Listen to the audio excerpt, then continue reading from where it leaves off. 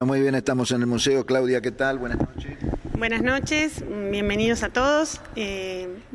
Hoy estamos acá para presentar un nuevo trabajo de investigación que Marcelo ha titulado El Tesoro, una aproximación a la historia de nuestra prensa, como una manera más para nosotros de celebrar el sesquicentenario. Creemos que el museo tiene mucho que aportar a toda la población de Saladillo, recuperando partes de nuestra historia, pero fundamentalmente confiamos en que este trabajo en realidad pueda ser la base de otras investigaciones, porque es un trabajo muy profundo, que le ha llevado muchos meses a Marcelo, casi diría más de un año, realizarlo, así que estamos muy contentos de poder presentarlo hoy. Pero lo dejo que les cuente. Bueno, esta historia, esta cronología que has hecho, ¿en qué año comienza, Marcelo? Desde el comienzo mismo de la historia del periodismo, en 1872, que Rossi funda el primer periódico de Saladillo, y tal cual lo que dijiste, Aldo, se trata de una cronología. Voy presentando uno a uno las distintas publicaciones que hubo a lo largo de estos 150 años de historia de Saladillo. Y en total hay 62 publicaciones diferentes en 150 años de Saladillo, de las cuales conservamos 46. El trabajo consta una introducción en torno a la idea del tesoro, porque en realidad la hemeroteca del museo está guardada en lo que fue el tesoro del Banco Provincia. Entonces juego con esa palabra porque también creo que es un tesoro cultural el que tenemos allí. Y después comienzo a presentar cada diario haciendo una breve descripción de su característica, de pronto de la orientación política, o si era especializado o en religión o en deporte o en lo que fuere. La idea es que la gente, toda la comunidad, sepa lo que tenemos aquí, y como decía Claudia, eso va a servir a futuro para quienes quieran estudiar determinadas épocas, van a estar un poco más orientados, digamos, ¿no? En este caso hizo referencia únicamente al papel, ¿no? Sí, está referido solamente al papel.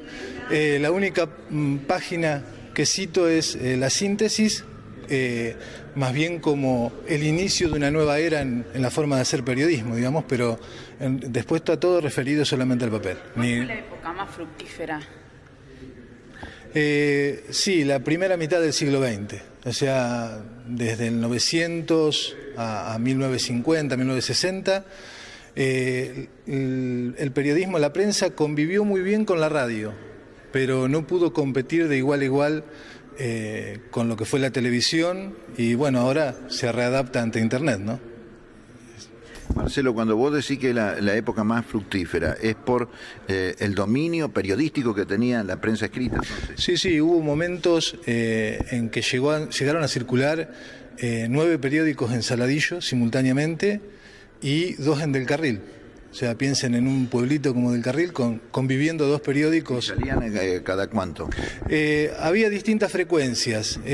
Lo normal era semanalmente. Había algunos que lo hacían quincenalmente y había otros que eran bisemanal.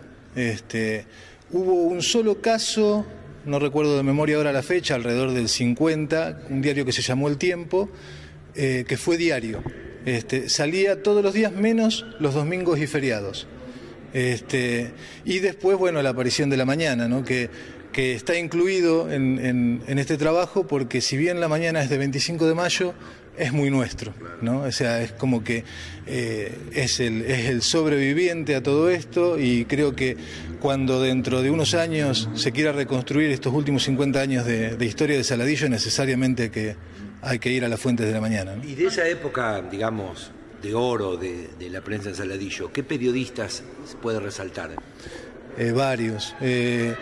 Yo creo, los Volonté todos, fueron 3 generaciones los Volonté.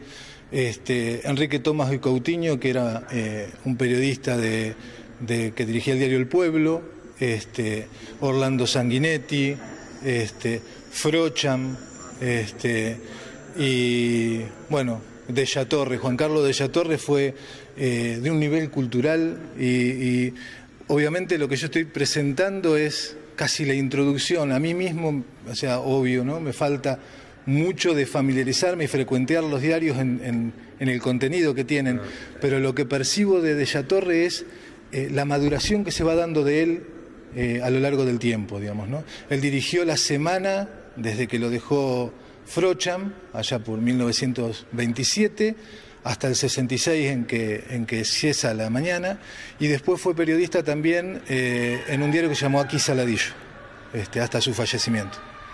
¿Se puede contextualizar en el país, digamos, por qué hubo tantos diarios en Saladillo en esa época? ¿Qué relación encontraste? Sí, el fenómeno de la cantidad de diarios se dio en todo el país simultáneo, digamos, ¿no? En los comienzos es muy interesante, en el trabajo lo digo, había, en el momento de la fundación de Saladillo, había 3 o 4 diarios de alcance nacional en Buenos Aires y que mostraban muy poco interés por los pueblos de campaña. Entonces surge una prensa de la campaña.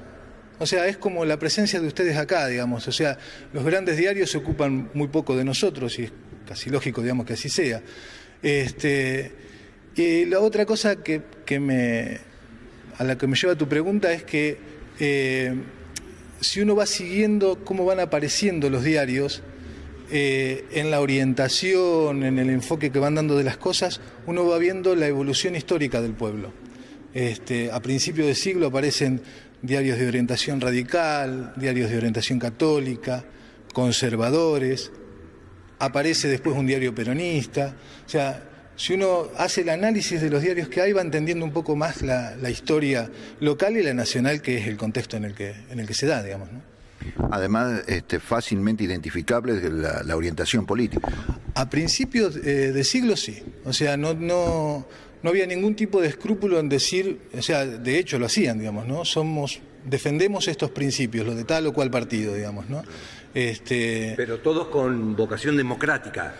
Sí y no, o sea, había de todo. O sea, tengamos en cuenta, por ejemplo, los diarios de la década del 30, con la década infame, bueno, poco democráticos diría, ¿no? Pero bueno, era también un reflejo también eso del pensamiento que primaba, digamos, ¿no? Marcelo, y aparecía un diario de orientación radical e inmediatamente aparecía un diario de otra orientación como para contestar. Sí, no sé si era tan automático, digamos, ¿no? A principios de siglo, bueno, los grandes popes de esto fueron El Argentino y El Pueblo, que era El Argentino era de orientación radical y después El Pueblo de conservador.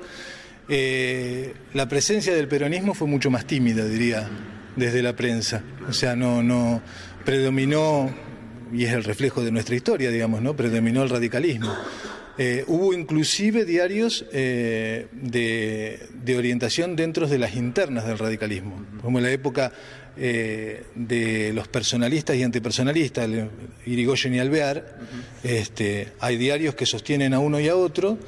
Y después del ala irigoyenista se va a dar en la década del 30 un paso al conservadorismo, digamos, ¿no? Marcelo, ¿las imprentas estaban acá también? Sí, la del pueblo, la de La Voz de Saladillo, que fue la primera, los primeros años, se imprimió en Buenos Aires hasta que Rossi compra una imprenta. Tenemos fotos, esa imprenta está hoy en el Museo del Periodismo de la Provincia de Buenos Aires, que está en Exaltación de la Cruz, Capilla del Señor. Ahí se la puede ver. Es una Marinoni similar a la que tenemos acá del argentino, pero de menor porte. Y después la mayoría, hubo alguna excepción, pero sí las imprentas estaban acá en Saladillo. Varias imprentas, digamos, ¿no? Bueno, muchas gracias. No, a ustedes. Muchas gracias.